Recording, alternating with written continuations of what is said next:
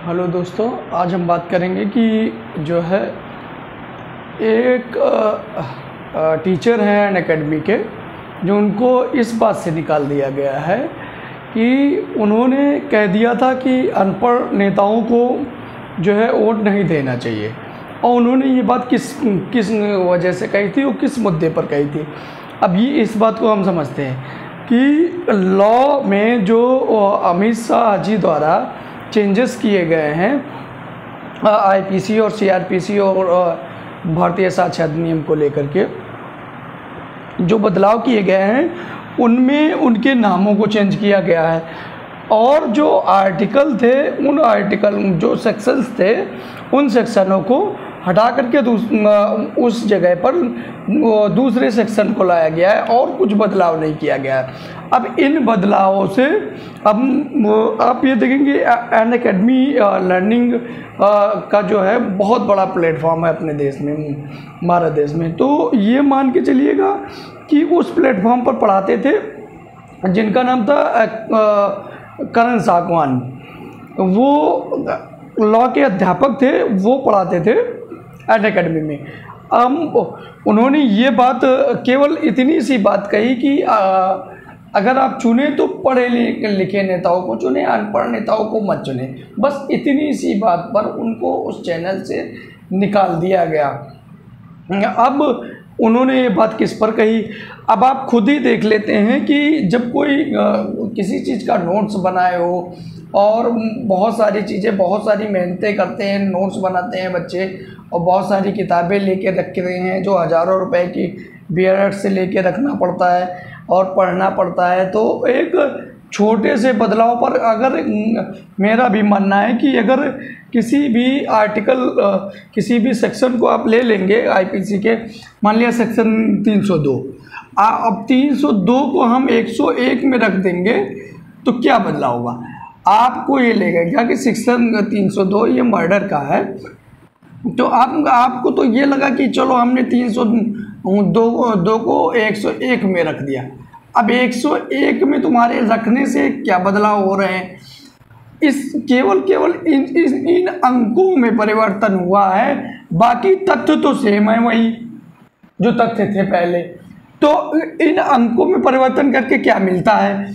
अब इन अंकों के परिवर्तन मात्र से एक चीज आप देखेंगे कि क्या होता है, जो पुरानी बुकें थी वो सारी बुकें रद्दी हो जाएंगी। जो पुराने बेयर एक्ट्स थे और बुक थी आईपीसी की, मात्र इन जो है सेक्शनों को चेंज करके वो रद्दी हो जाएंगे। इतना बड़ा प्रभाव पड़ता है। अब ये मान के चलिए कि कितनी सारी बेयर एक्ट्स होंगी जो शॉप पे पड़ी होंगी और जो बच्चों ने खरीद के रखे होंगी।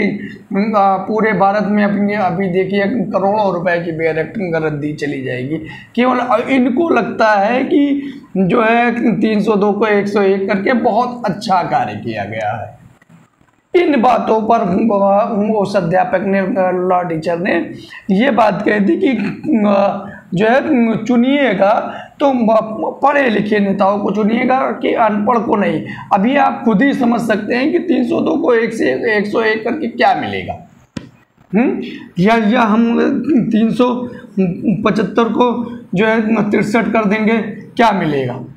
लेकिन मात्र इतने भर से, मात्र इतना चेंज करने भर से कुछ होता नहीं, तथ्य वही है दोनों में, बस केवल अंक चेंज हुए हैं, तथ्य तो सेम ही है। अगर आपको लगता है कि कोई बदलाव करना है तो हाँ, आप अमेंडमेंट करके एक सेक्शन और बढ़ा दीजिए, सेक्शन बढ़ा दीजिए, उसमें कोई चीज़ जोड़ दीजिए, एक खंड जोड़ दीजिए, कोई खंड बढ़ा दीजिए। अगर आपको बढ़ाना है कोई सेक्शन एक ऐड करना तो आप एक सेक्शन अमेंडमेंट करके ऐड कर दीजिए। बाकी चीज़ों को तो यथास्थिति में रहने दीजिए कि ताकि जिनकी जो बेयर एक्ट है वो तो रहे। अब एक बेयर एक्ट मान लिया, आपको तो ये लगता है कि हाँ ये बुक, अब आप मात्र इतने इससे संशोधन से आप यह समझिए कि हम अगर किसी का नाम है जो है कोई किसी का भी नाम के संशोधन में ले लीजिए, आप किसी भी नाम को संशोधित करते हैं तो ये मान के चलिए कि वो लाखों हजारों किताबों में, करोड़ों किताबों में चेंजेस होते हैं, क्योंकि वो पूरे भारत का मामला है। मान लिया अजय को विजय करेंगे, तुम्हें तो लगेगा कि बहुत आसान चीज़ें हैं, लेकिन जो उनके नाम से सारे डॉक्यूमेंट्स बनाए गए हैं वो कहाँ चले जाएंगे? उन सारे डॉक्यूमेंट्सों में चेंज करना पड़ेगा। इन चीज़ों को क्यों नहीं समझते? अगर कोई तथ्य जोड़ना ही था तो आप एक नया सेक्शन बनाते, नया सेक्शन ऐड करते और नया सेक्शन जोड़ दिया जाता। अगर किसी बच्चे ने, किसी टीचर ने, हम लोगों ने कितनी मेहनत करके नोट्सें बनाई हैं, बहुत सारी नोट्सें बनाई हैं बच्चों को पढ़ाने के लिए। अब न्यू नोट्स प्रिपेयर करें और भी कोई भी चेंजेस नहीं हुआ है, ना ही कोई अमेंडमेंट करके कोई चीज़ें नहीं जोड़ी गई हैं। जो नए सेक्शन जोड़े गए हैं, जो है 10, 12, 20 सेक्शन, जो भी 20-22 सेक्शन जोड़े गए हैं, वो नए सेक्शन जोड़े गए हैं, तो वो नए सेक्शन उसी में ऐड किया जा सकता था। जो पुराने हैं उन्हीं में ऐड किया जा सकता था नया सेक्शन। कम से कम आप ये समझेंगे, इनके इतने से बदलाव से ये लगता है कि बस जो है 375 को 63 कर दिया, तो वो जो है पहले के जो पुराने अंग्रेजों द्वारा अरे उठा करके 375 का जो प्रोसीजर है वो 63 में ही तो डाल रहे हो, कोई नया चीज़ थोड़ी ऐड कर रहे हो। 302 का जो प्रोसीजर उठा के 101 में ही डाल रहे हो, कोई नया चीज़ थोड़ी ऐड कर रहे हो। लेकिन तुम्हारे ये चेंज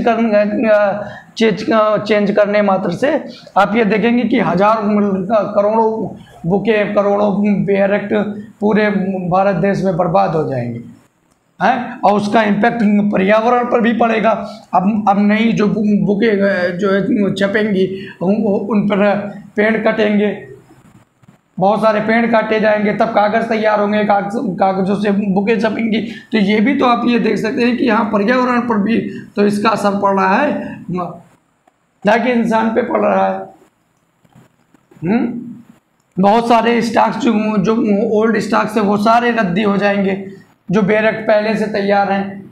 बहुत सारी बुकें हैं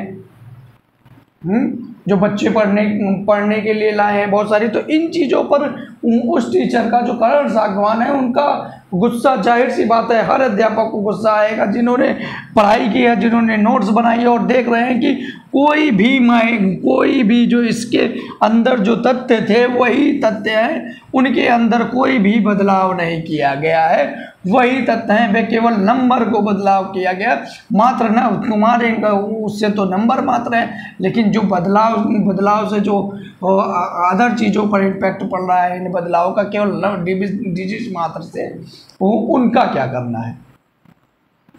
इन चीज़ों को समझने वाली बातें हैं। और मात्र उनके इतने से कहने से मैं भी कहता हूं कि जो है पढ़े लिखे, आगे चल के पढ़े लिखे नेताओं को चुने कि जो विवेक से कार्य करें और सारी चीज़ों को सोच करके, और जो है पब्लिक के हित में और जो है बच्चों के हित में फैसला ले, कोई डिसीजन दे। ऐसे नहीं कि जो है किसी भी चीज़ को जो है ऐसे बिना सोचे समझे ऐसे चेंज कर दिया जाए और जो है उसका इम्पैक्ट सोसाइटी पर पड़े, कि सोसाइटी के आर्थिक स्थितियों पर पड़े। तो ये सारी चीज़ें हैं, इन वजह से जो है करण सागवान जी को निकाला गया। और उनका निकालना जो है इन तथ्यों के आधार पर आप देखेंगे तो उनका निकालना नाजायज़ है, उन्हें फर्जी तरीके से, और जो है लोगों के ट्वीट से, और जो है